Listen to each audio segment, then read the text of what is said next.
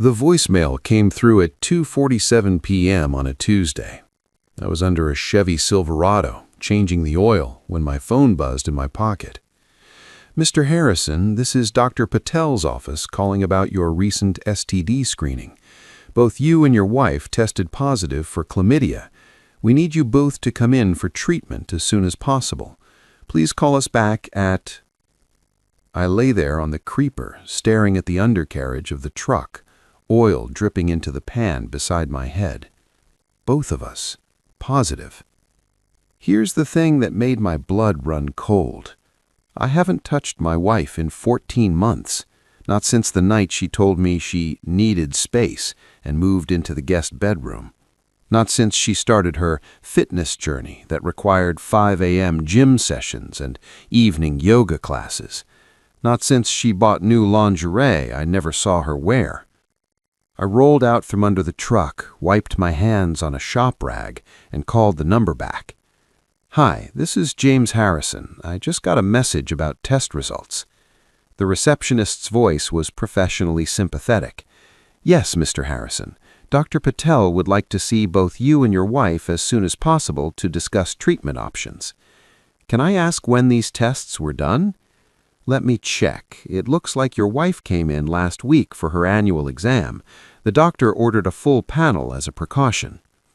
My wife went to the doctor, got tested, listed me as her sexual partner, knowing damn well we haven't been intimate in over a year. "I'll call you back to schedule," I said. I hung up. And then I did something that would change everything. I didn't call her. I didn't confront her. I didn't explode. I called my lawyer. Then I called a private investigator. Then I made a doctor's appointment of my own, because if she was going to burn down our marriage, I was going to make sure I had a fire extinguisher, a huge insurance policy, and photographic evidence of her holding the match. If you want to know how a mechanic with grease under his nails outsmarted a cheating wife and her lawyer using nothing but patience, paperwork, and one very strategic STD test, hit subscribe, because what I did next wasn't revenge, it was chess. My name is James Harrison. I'm 39 years old, and I've been a mechanic in Dayton, Ohio for the last 20 years. I own a small shop on the east side, Harrison's Auto Repair. 2 bays, 1 office, and a waiting room with coffee that's been described as aggressively mediocre. I'm the guy who shows up at 6 a.m. and leaves at 7 p.m., smelling like motor oil and brake fluid. I'm the guy who gives honest estimates, doesn't upsell parts you don't need, and has a reputation for fixing things right the first time. I'm also the guy whose wife, Melissa, stopped looking at him like a husband about 2 years ago and started looking at him like an inconvenience. We've been married for 12 years, no kids. She never wanted them, said they'd interfere with her career. She works in pharmaceutical sales, makes good money, drives a company car, travels for conferences 3 or 4 times a year. For the first 8 years, things were good. Not perfect, but good. Then something shifted. It started small. New clothes, a sudden interest in the gym, a phone that was always face down. "I'm just trying to take better care of myself," she'd say when I noticed the changes. Fair enough. I supported it. Even joined her at the gym a few times until she made it clear she preferred going alone. "It's my me time," she explained. "You understand, right?" I did. Or I thought I did. Then came the "I need space" conversation. We were in bed, our bed, when she said it. "James, I think we should sleep separately for a while, just until I figure some things out." Figure what out? I don't know. I need room to breathe. She moved into the guest bedroom that night. That was 14 months ago. 14 months of living like roommates, polite conversations over coffee, separate schedules, separate lives. 14 months of me wondering what I'd done wrong and her acting like everything was fine. And now, 14 months later, I get a call about an STD we both supposedly have. Except I haven't been with anyone, not her, not anyone, which means she has, and she was stupid enough or arrogant enough to list me as her partner when she got tested.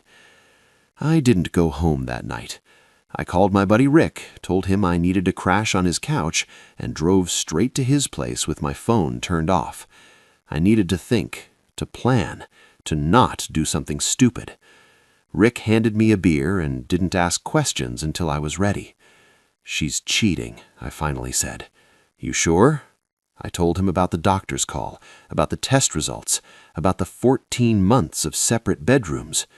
Rick whistled low. "Whistle? Man, what are you going to do?" "I don't know yet, but I'm not going in blind." He nodded. "You need a lawyer?" "Already called one." "PI?" "Yep." Rick raised his beer. "Smart. Don't let her see you coming." We drank in silence for a while. Then Rick said, "You know what the worst part is?" "What?" "She thought you were stupid enough to believe her." That hit harder than the diagnosis.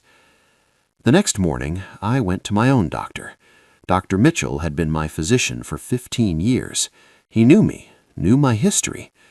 "James," he said, looking at the voicemail I'd played for him, "when's the last time you were sexually active?" 14 months ago, with my wife." He made a note. "And since then?" "Nothing. Nobody." "No symptoms? No discharge, burning, anything?" "Nothing." He nodded slowly. "I'm going to run a full panel. If you haven't been intimate with anyone in over a year, and you're showing positive for a recent infection, that's concerning." "Concerning how?" "Chlamydia doesn't stay dormant that long without symptoms. If you're positive, it's recent. If you're negative, then she got it from someone else and lied about me being her partner." "I'm not going to speculate," he said carefully, "but yes, that would be the logical conclusion." He drew blood, took samples, sent me home with instructions to wait 48 hours for results. Those were the longest 48 hours of my life. While I waited, I met with my lawyer. His name was Frank Caruso, mid-50s, gray hair, the kind of guy who'd seen every divorce trick in the book and invented a few of his own. "Tell me everything," he said. I did. The separate bedrooms, the gym, the phone, the doctor's call. He took notes, asked questions, didn't interrupt. When I finished, he leaned back in his chair. "First thing, get your own test results. We need documentation that you're clean." "Already done, waiting on results." "Good. Second, don't confront her, not yet." "Why not?" "Because right now she doesn't know you know. That's your advantage. The moment you confront her, she'll lawyer up, get defensive, start hiding assets."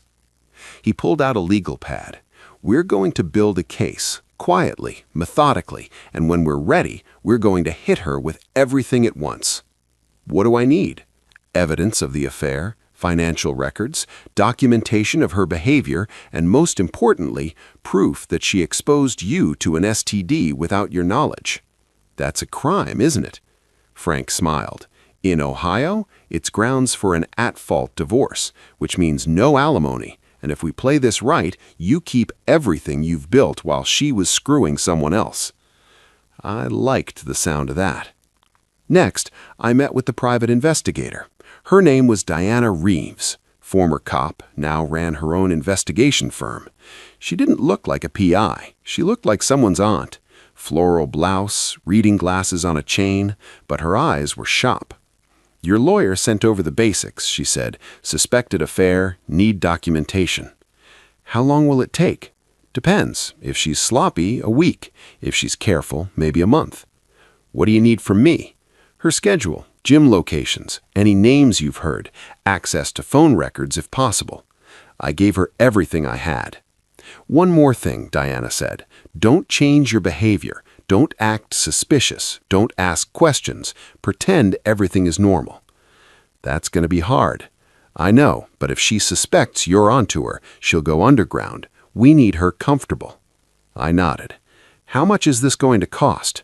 She named a figure. It wasn't cheap, but neither was my marriage, and I wasn't about to let her walk away with half of what I'd built while she was screwing someone else. "Do it," I said. My test results came back 2 days later. Negative, across the board. I stared at the paper, reading it 3 times to make sure I wasn't missing something. Chlamydia? Negative. Gonorrhea? Negative. HIV? Negative. Everything?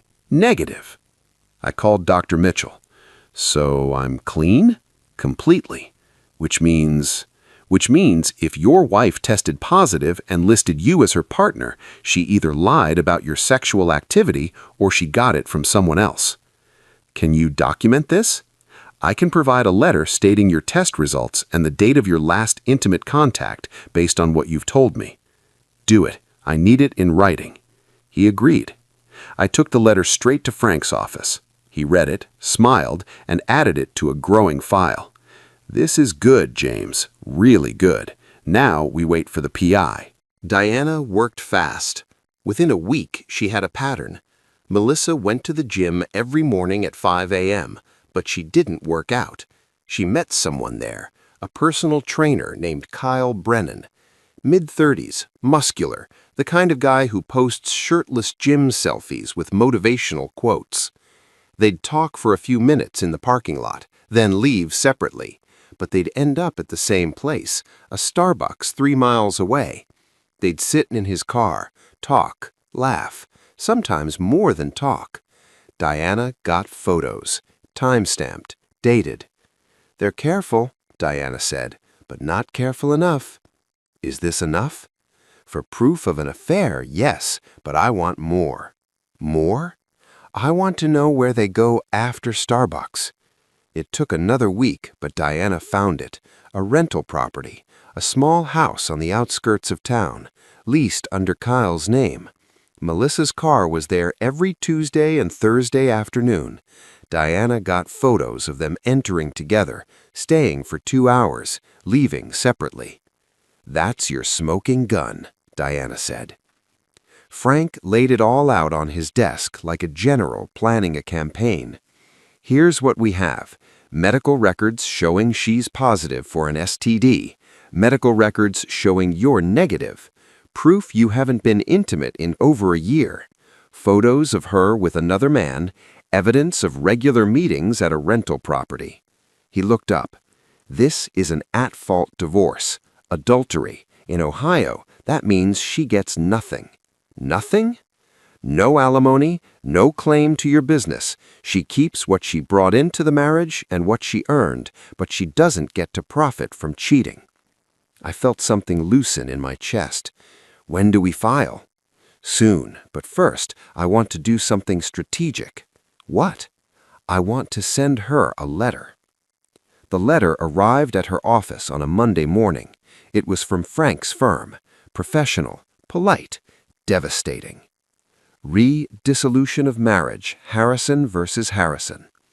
Dear Mrs. Harrison, our firm represents your husband, James Harrison, in the matter of your marriage dissolution. Please be advised that we have documented evidence of adultery, including but not limited to photographic evidence of an ongoing affair with Kyle Brennan, medical records indicating you tested positive for a sexually transmitted infection, medical records indicating Mr. Harrison tested negative for all STIs, proof that you and Mr. Harrison have not been intimate in over 14 months. Under Ohio Revised Code, Section 3105.171, adultery is grounds for an at-fault divorce, which affects property division and spousal support. We are prepared to file a formal complaint. However, in the interest of resolving this matter efficiently, we propose the following settlement. No alimony. Mr. Harrison retains sole ownership of Harrison's Auto Repair. Mrs. Harrison retains her vehicle, personal accounts, and retirement funds. All marital debts divided equally. If you agree to these terms, we can proceed with an uncontested dissolution. If not, we will file an at-fault complaint and pursue full discovery, including depositions of Mr. Brennan. You have 10 days to respond. Sincerely, Frank Caruso, Esquire. She called me that night. I was at the shop, finishing up a brake job when my phone rang. I let it go to voicemail. She called again and again. Finally, I answered. "James," her voice was shaking, We need to talk. About what? About this letter. What about it? It's not... You don't understand. I understand perfectly, I said calmly. You cheated. You got an STD. You lied to your doctor about us being intimate. And now you're caught. Silence. James, please, let me explain. There's nothing to explain, Melissa. You made your choices. Now you live with them. I never meant to hurt you. But you did, and you kept doing it for over a year. I was confused. You were selfish, I interrupted. You wanted your space. You got it. You wanted someone else. You found him. You just wanted to keep me around as a backup plan. That's not fair. Fair? I laughed. You exposed me to an STD. You lied to a doctor. You committed adultery. And now you're being unfair? She started crying. Please, James, don't do this. We can work it out. No, we can't. Sign the papers, Melissa. Take the deal. Because if you don't, I'll make sure everyone knows exactly what you did. I hung up. She signed. 10 days later, her lawyers sent the signed settlement agreement to Frank. No alimony, no claim to my business. Clean split. The divorce was finalized 60 days later. I kept the shop, kept my house, kept my dignity. She kept her car, her job, and her shame. Kyle Brennan, the personal trainer, turns out he was married too. I sent his wife a copy of Diana's photos, anonymously. She filed for divorce 2 weeks later. 6 months after the divorce was final, I was under a Honda Accord replacing a transmission when someone knocked on the bay door. "We're closed," I called out. "I know. I saw the light on." I rolled out from under the car. A woman stood in the doorway, mid-30s, jeans, ponytail. She looked familiar. "Do I know you?" "I'm Kyle's ex-wife, Rachel." I stood up, wiping my hands. "I'm sorry for—" "Don't be," she interrupted. "You did me a favor." We stood there awkwardly for a moment. "I just wanted to say thank you. For the photos. For the truth. I'd been suspicious for months, but I didn't have proof. I'm glad it helped." She smiled. "Can I buy you a coffee sometime? As a thank you?" I hesitated. "I don't know if that's a good idea." "Why not?" "Because we both just got out of bad marriages, and I'm not looking to jump into anything." "Neither am I. I'm just looking for a friend who understands what it's like to be lied to." I thought about that. "Coffee," I said. "Just coffee." "Just coffee," she agreed. We met at a diner the following Saturday, talked for 3 hours. She told me about Kyle, the lies, the gaslighting, the way he made her feel crazy for suspecting what turned out to be true. I told her about Melissa, the separate bedrooms, the space, the doctor's call that changed everything. "You know what the worst part was?" Rachel said. "What?" "Realizing I'd wasted years on someone who didn't respect me enough to tell the truth." "Yeah," I said. "I know that feeling." We finished our coffee, walked to our cars. "Same time next week?" she asked. "Yeah, I'd like that." It's been a year since the divorce. I still run the shop, still show up at 6 a.m., still make aggressively mediocre coffee, but I'm not angry anymore. I'm not bitter. I'm just free. Rachel and I are taking it slow. Coffee turned into dinners, dinners turned into movies, movies turned into something that feels like the beginning of something real. But we're not rushing. We've both learned what happens when you ignore red flags and hope for the best. Now we pay attention, we communicate, we tell the truth, even when it's hard, especially when it's hard. Melissa? I heard she moved to Cleveland. New job, new city, new start. I hope she's happy, I really do. Not because I forgive her, but because holding on to anger is like drinking poison and expecting someone else to die. I choose to let it go. Kyle lost his job at the gym, lost his wife, lost his reputation. Last I heard, he was working at a Planet Fitness in Akron. I don't feel sorry for him. Play stupid games? win stupid prizes. The thing about betrayal is this: it teaches you who you are. When Melissa cheated, I could have exploded, could have confronted her in a rage, could have made a scene, but I didn't. I got quiet. I got strategic. I got smart. I'd built a case like I'd build an engine, piece by piece, bolt by bolt, until everything fit together perfectly. And when it was time to start it up, it ran smooth. That's the difference between revenge and justice. Revenge is emotional, loud, messy. Justice is patient, calculated, clean. I didn't destroy Melissa's life. I just made sure she couldn't destroy mine. If you've ever gotten that call, the one that changes everything, this one's for you. If you've ever been lied to, cheated on, or made to feel like you're crazy for trusting your gut, this one's for you. You're not crazy. You're not paranoid. You're just paying attention. And when someone shows you who they really are, believe them.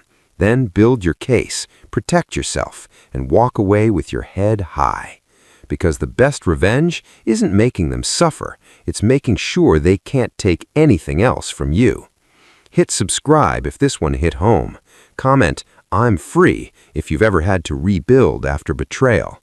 Because respect isn't something you beg for, it's something you demand, quietly, strategically, with receipts. And when the dust settles, you're still standing, and they're just a chapter you're glad you closed.